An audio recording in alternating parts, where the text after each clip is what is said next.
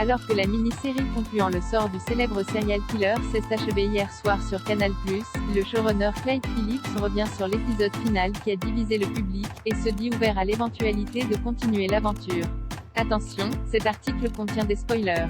Hier soir, Canal+ diffusait l'épisode final de Dexter, New Blood, mini-série lancée en décembre 2021 et qui proposait une conclusion glaciale et mélancolique au parcours du serial killer préféré des sériéphiles. Près de 10 ans après la diffusion de la 8e et ultime saison de la série Dexter produite par la chaîne Showtime, le showrunner original des 4 premières saisons de la série, Clyde Phillips, a eu envie de donner une seconde chance, ou plutôt une seconde fin, à son héros.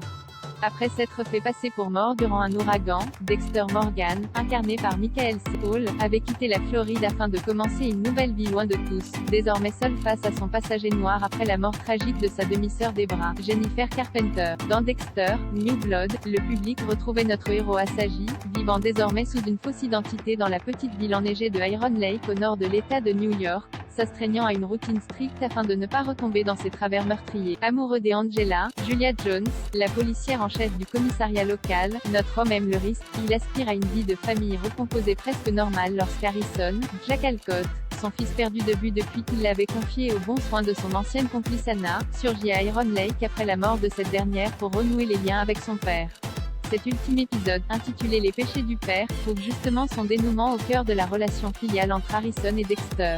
Alors qu'Angela, de plus en plus suspecte envers les agissements de Dexter, trouve un indice laissant croire qu'il était responsable de la mort de Matt Caldwell, elle arrête son compagnon et le place en garde à vue. Lors d'un interrogatoire sous haute tension, Dexter parvient à convaincre Angela d'aller inspecter la propriété de Kurt Caldwell en lui révélant qu'il était le serial killer qu'elle recherchait depuis 20 ans, ayant tué des dizaines de jeunes femmes, afin de détourner son attention de lui.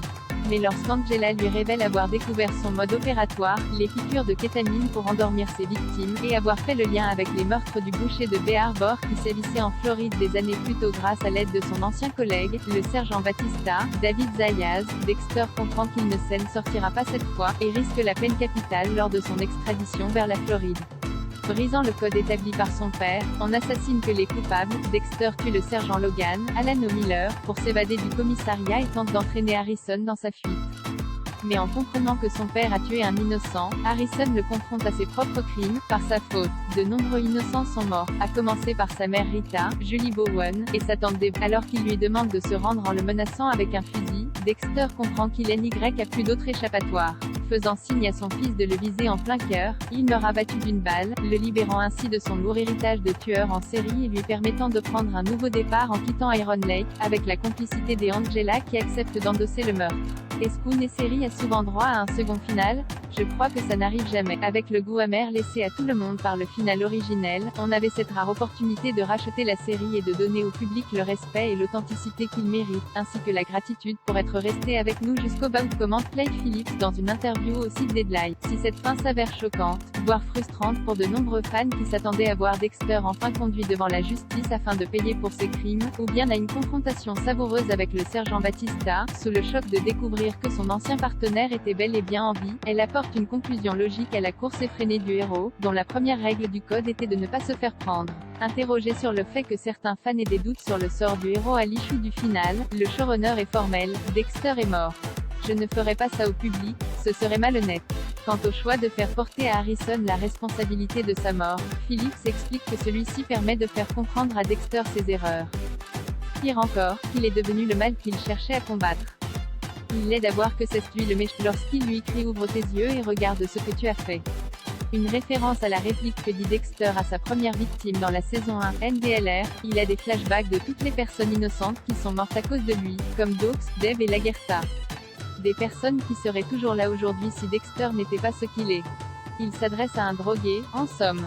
Pour le showrunner, si Dexter avait choisi de prendre la fuite, Harrison l'aurait tout de même abattu en lui tirant dans le dos. Mais lorsque Dexter meurt et Kwon l'entend dire en voix off n'avoir jamais ressenti l'amour véritable jusqu'à ce moment, il s'agit là d'une vraie révélation pour le serial killer.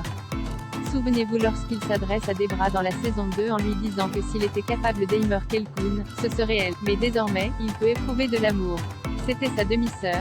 C'est une vraie prise de conscience pour lui. Il donne à Harrison la permission de le tuer, et lui dit où viser. Après avoir été abattu, il lui dit dans un dernier souffle, tu as bien agi. Il pardonne Harrison pour ce qu'il. Harrison, désormais libéré de son serial killer de père et de ses secrets, va-t-il toutefois poursuivre le code que son père avait commencé à lui enseigner afin de canaliser ses pulsions meurtrières, et donner lieu à une suite à Dexter, New Blood par la même occasion? Le titre de la série, qui signifie 109, pourrait-il être un indice? C'est à Showtime de décider s'il en veulent plus. Je dirais oui s'il me demandait de faire un prolongement de cette histoire. J'ai beaucoup de projets en cours mais je laisserai tout tomber et je dirais oui en une seconde pour ça. Au vu du succès des audiences de Dexter, New Blood sur Showtime aux États-Unis, qui a battu un record historique de la télévision américaine en rassemblant plus de 8 millions de téléspectateurs chaque semaine en moyenne, cette option semble belle et bien possible. À quoi ressemblait une suite de Dexter? Harrison est un personnage vraiment complexe, et il porte en lui les germes du passager noir. Il est capable de faire des choses. Regardez la manière dont il abat Dexter à la fin. Il a en lui ce besoin de le tuer, répond Clyde Phillips. Aussi, Harrison apporte une perspective différente au côté justicier que Dexter avait, ce qui est plutôt une surprise pour Dexter lui-même. Il apporte une innocence juvénile et optimiste, comme si son père et lui étaient Batman et Robin.